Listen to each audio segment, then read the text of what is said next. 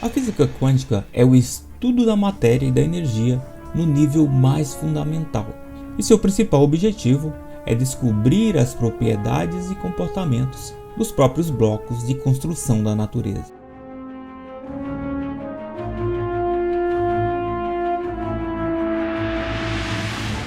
Enquanto muitos experimentos quânticos examinam objetos muito pequenos, como elétrons e fótons, os fenômenos quânticos estão ao nosso redor, atuando em todas as escalas. No entanto, podemos não ser capazes de detectar essas coisas em objetos maiores. E isso pode dar a impressão errada de que os fenômenos quânticos são bizarros ou talvez de outro mundo. Na verdade, a ciência quântica fecha lacunas em nosso conhecimento da física, para nos dar uma visão mais completa de nossas próprias vidas cotidianas. As descobertas quânticas foram incorporadas à nossa compreensão fundamental de materiais, química, biologia e astronomia.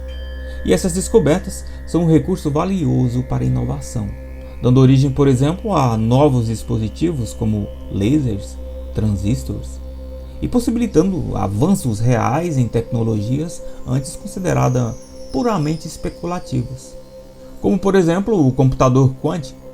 Os físicos estão explorando o potencial da ciência quântica para transformar a nossa visão da gravidade e sua conexão com o espaço e o tempo. A ciência quântica pode até revelar como tudo no universo, ou em vários universos, multiverso como é chamado agora, está conectado. Tudo isso está conectado a todo o resto através de dimensões superiores, que nossos sentidos, na verdade, não podem compreender. Vamos entender então as origens da física quântica. O campo da física quântica surgiu no final de 1800 e no início de 1900, a partir de uma série de observações experimentais de átomos, e não fazia sentido intuitivo no contexto da física clássica. Entre essas descobertas básicas estava a percepção de que a matéria e a energia podem ser pensadas como pacotes discretos, ou quanta, que tem um valor mínimo associado a eles. Como por exemplo, a luz de uma frequência física vai fornecer energia em quanta chamada fótons. Cada fóton nessa frequência terá a mesma quantidade de energia. E essa energia não pode ser dividida em unidades menores. Na verdade, a palavra quantum tem raízes latinas e simplesmente significa quanto. O conhecimento dos princípios quânticos transformou nossa conceituação do próprio átomo, que consiste em um núcleo cercado por elétrons. Os primeiros modelos retratam os elétrons como partículas que orbitavam o núcleo, assim como os satélites orbitam em volta da Terra.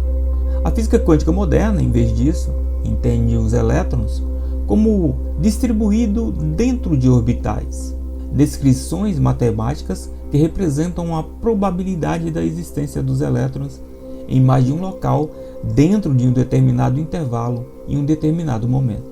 Os elétrons podem saltar de um orbital para outro à medida que ganham ou perdem energia, mas não podem ser encontrados entre os orbitais. Outros conceitos centrais ajudam a estabelecer os fundamentos da própria física quântica. Um deles é a dualidade onda-partícula. Esse princípio remonta aos primeiros dias da ciência quântica. E também descreve os resultados de experimentos que mostram que a luz e a matéria tinham propriedades de partículas ou ondas, dependendo de como elas eram medidas. Hoje entendemos que essas diferentes formas de energia não são, na verdade, partícula nem onda. Elas são objetos quânticos distintos, que não podemos conceituar de uma forma muito fácil. A segunda delas seria uma superposição. Esse é um termo usado para descrever um objeto como uma combinação de vários estados possíveis ao mesmo tempo. Um objeto superposto é análogo a uma ondulação na superfície de uma lagoa, que é uma combinação de duas ondas sobrepostas. Em um sentido matemático, o objeto em superposição pode ser representado por uma equação que possui mais de uma solução ou talvez mais de um resultado. O terceiro deles seria o princípio da incerteza. Este é um conceito matemático que representa uma troca entre pontos de vista complementares. Na física, isso significa que duas propriedades de um objeto com sua posição e velocidade, não podem ser conhecidos com precisão ao mesmo tempo. Se medirmos com precisão a posição de um elétron, por exemplo, estaremos limitando em quão precisamente podemos conhecer a sua própria velocidade. E o quarto e último dele seria o emaranhamento. Este é um fenômeno que ocorre quando dois ou mais objetos estão conectados de tal forma que podem ser pensados como um único sistema, mesmo que estejam distantes. O estado de um objeto nesse sistema não pode ser totalmente descrito sem informações sobre o estado de um outro objeto. Da mesma forma, aprender informações sobre um objeto automaticamente informa algo sobre o outro e vice-versa. A matemática e a natureza probabilística dos objetos quânticos. Como muitos dos conceitos da física quântica são difíceis ou de uma forma mais clara e impossíveis de visualizar, a matemática é essencial para esse campo. As equações são usadas para descrever ou ajudar a prever objetos e fenômenos quânticos de maneiras mais exatas que a nossa própria imaginação pode conjurar. A matemática também é necessária para representar a natureza probabilística dos fenômenos quânticos. Como, por exemplo, a posição de um elétron pode ser conhecida exatamente. Em vez disso, pode ser descrito como um estado em uma variedade de locais possíveis, como dentro de um orbital, como eu falei lá no início, com cada local associado a uma probabilidade de encontrar um elétron lá. Dada a natureza probabilística, os objetos quânticos são frequentemente descritos usando funções de ondas matemáticas, que são soluções para o que é conhecido como a equação de Schrödinger, ou as ondas na água podem ser caracterizadas pela mudança de altura da água à medida que uma onda se move, além de um ponto definido. Da mesma forma, as ondas sonoras podem ser caracterizadas pela mudança de compreensão ou expansão das moléculas de ar, à medida que passam de um ponto para outro. As funções de uma onda não acompanham propriedade física dessa maneira. As soluções para as funções de onda fornecem a probabilidade de onde um observador pode encontrar um objeto específico e uma gama de opções potenciais. No entanto, assim como uma ondulação em um lago ou uma nota tocada em um trompete se espalham e se limitam a um local, os objetos quânticos também podem estar em vários lugares ao mesmo tempo e assumir diferentes estados, como no caso da superposição, tudo acontece ao mesmo tempo.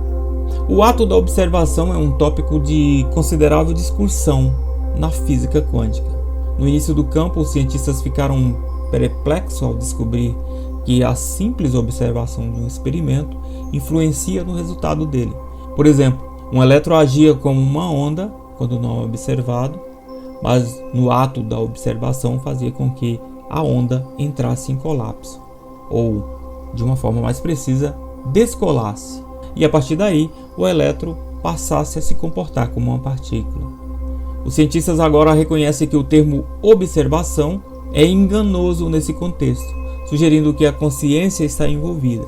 Em vez disso, medição descreve melhor o efeito, do qual a mudança no resultado pode ser causada pela interação entre o fenômeno quântico e o ambiente externo, incluindo o dispositivo usado para medir o tal fenômeno. Mesmo todas essas conexões têm ressalvas, no entanto. Talvez o experimento mais definitivo no campo da física quântica seja o experimento da dupla fenda. Esse experimento, que envolve ativar partículas como fótons ou elétrons através de uma barreira com duas fendas, foi originalmente usado em 1801 para mostrar que a luz é composta de ondas.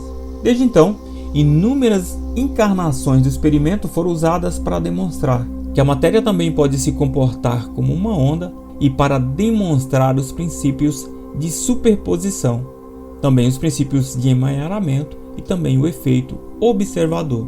O campo da ciência quântica pode parecer misterioso ou talvez ilógico para muitas pessoas, mas ele descreve tudo ao nosso redor, quer possamos perceber isso ou não.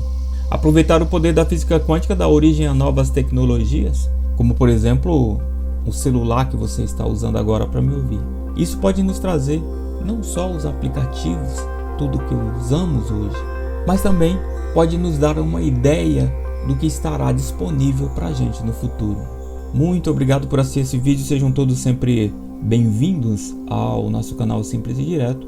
Um abraço e até a próxima.